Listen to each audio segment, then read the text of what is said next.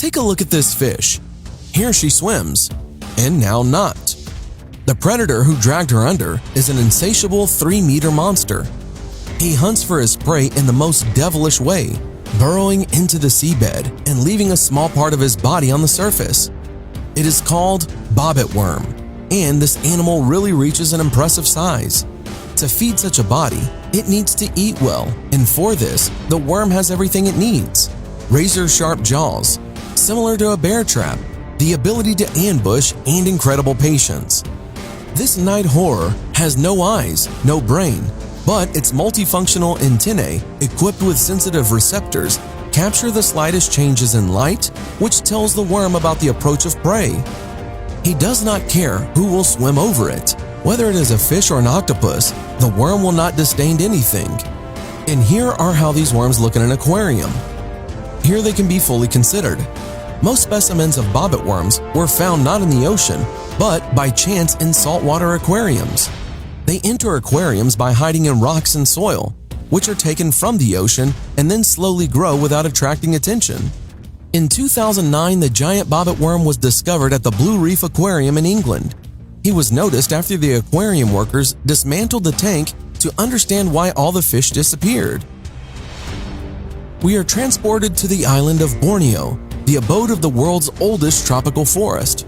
This cute red worm is actually a bloodthirsty monster called Kinabalu, a giant red leech, and this leech is very hungry now and is looking for its prey, a huge 70-centimeter long earthworm, and the victim is found. Carefully examining the body of the worm, the leech is looking for where it ends, after which it proceeds to the mill by sucking the worm inside itself like spaghetti. Amazing sight! The worm fights with all its might, but all its efforts are in vain. Nothing will help it. The leech sucks it, squeezing it in his muscular throat. This leech food will last for a whole month before it has to hunt again. Next, we have something incredible. This is an Asian sheep's head wrasse, and you can believe me, today this fish will surprise you. This is a male. According to the females, he is very attractive. Its length is about 1 meter, weight is about 15 kilograms. He is much larger than a female, who is now swimming near him, and he is ready to breed. The male tries to mate with her and many other females on his territory as soon as a chance is given.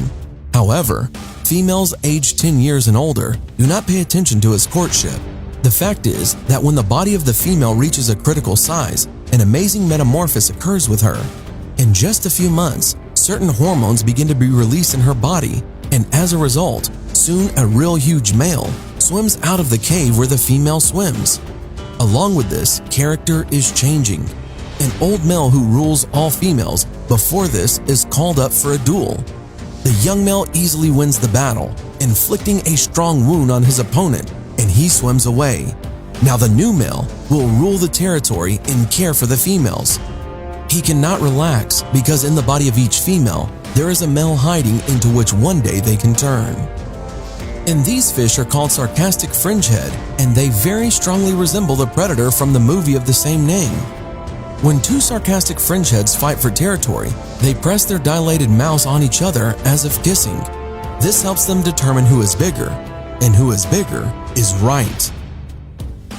Another underwater monster that is very similar to the Venus flytrap plant, but it is not a plant. It is an animal, one of the species of sea anemones.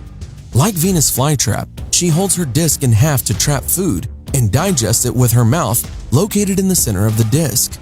Sea anemones feed on various small invertebrates and sometimes fish. Their appearance is reminiscent of creatures that came straight from horror movies. What do you think about these creatures?